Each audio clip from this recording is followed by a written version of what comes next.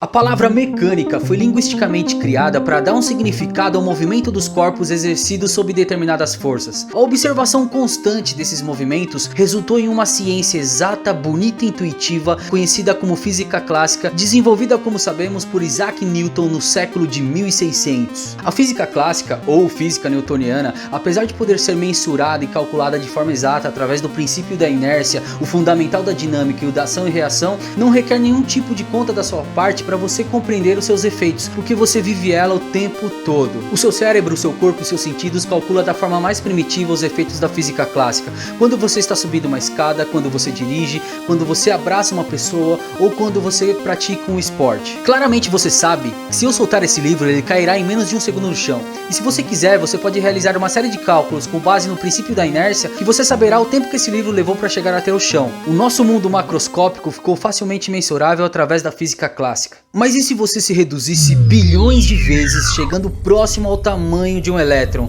Será que as coisas aconteceriam da mesma forma? A resposta é não, é não, é não. Bem-vindo ao estado quântico da matéria.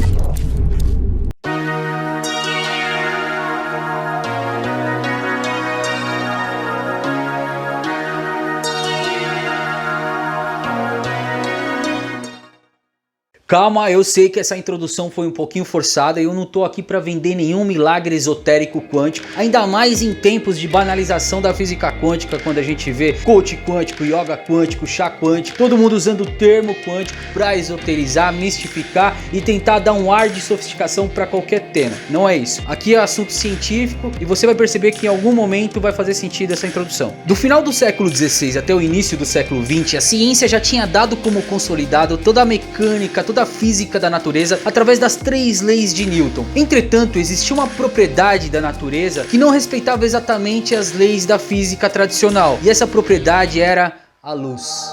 Newton postulou na época que a luz se comportava como uma partícula, denominado cientificamente como um corpúsculo. Já um outro físico da época, chamado Christian Huygens, postulou que a luz se comportava como uma onda. Essas duas teorias travaram uma grande batalha, só que pela autoridade e pela credibilidade que Newton tinha na época, a teoria da luz como partícula foi a mais aceita. Essas duas teorias, apesar de ser muito bem estruturada matematicamente, embasada e muito bem aceita na comunidade científica da época, ela não dava todas as respostas sobre as nuances, o comportamento e a dinâmica da luz, que em momentos chegava a transpor as 3 leis da física tradicional. E como alguma coisa pode transpor uma lei que era tão absoluta? Foi então que os cientistas da época resolveram realizar diversos experimentos para entender de fato como que a luz se comportava. E um desses experimentos se chamava a radiação do corpo negro. O corpo negro é um objeto que absorve totalmente a luz. O único fenômeno da natureza conhecido que absorve totalmente a luz são os buracos negros. Entretanto, já foram realizados diversos experimentos do corpo negro. Eu vou colocar um exemplo aí na tela para você entender superficialmente como que funciona o corpo negro. Então veja que essa pessoa está passando esse laser sobre 2 elementos pintados de preto e um outro elemento que é muito próximo ao corpo negro. Veja que ele absorve totalmente a luz. E esse efeito gera a chamada radiação do corpo negro. Eles realizaram esses experimentos embasados nas equações da física tradicional. E eles esperavam que a curva de radiação e de mudança de cor seguisse uma determinada equação matemática. E isso não aconteceu. E como que algum fenômeno da natureza não poderia respeitar as leis da física tradicional. Houve até uma ocasião onde os físicos foram realizar alguns experimentos de ultravioleta que deu totalmente errado e eles chamaram de catástrofe do ultravioleta. Foi então que nos anos 1900 surgiu uma figura que mudou totalmente a compreensão da física. Esse cara se chamava Max Planck. Ele resolveu observar sobre um outro ângulo como que a luz e a radiação era emitida. Segundo ele, a radiação não era emitida através de ondas, e sim em pequenos pacotes de energia que ele chamou de quanta. Os quantas são fragmentos únicos de energia que precisam ter um valor específico, por isso eles precisam ser quantizados, e por isso o termo quântico surgiu.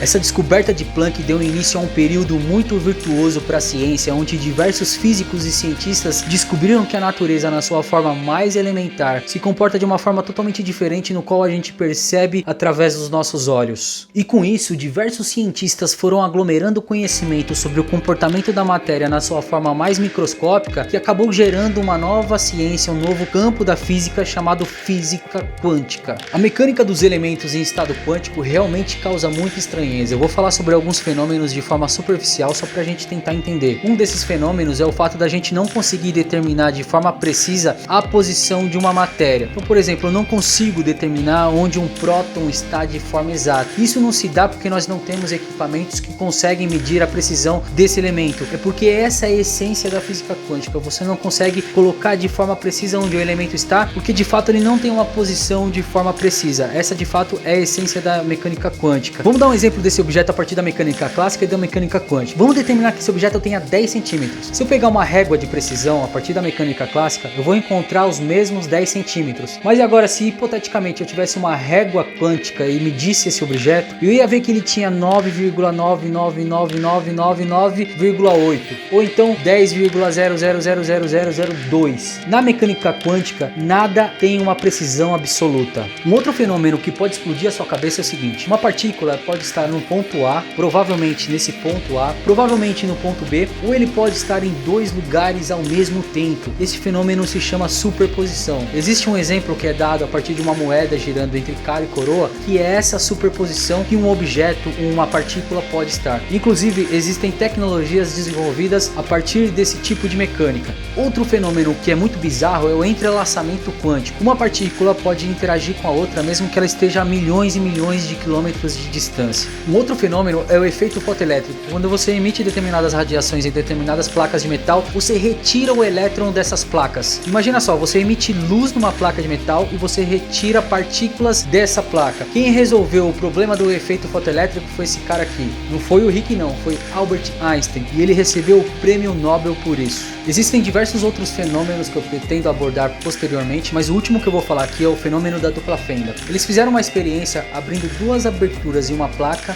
e a partir disso eles jogaram uma série de elétrons para ver o resultado que daria numa placa posterior. E aí o fenômeno que acontecia era o seguinte: quando você observava os elétrons ultrapassando a placa, eles se comportavam de uma forma diferente no qual quando a gente não observava. O simples fato de você observar, você olhar o comportamento dos elétrons na dupla fenda mudava o resultado após a placa. Olha que coisa intrigante e bizarra. Agora você pode me perguntar, a física quântica tem alguma utilidade pra gente no nosso dia a dia?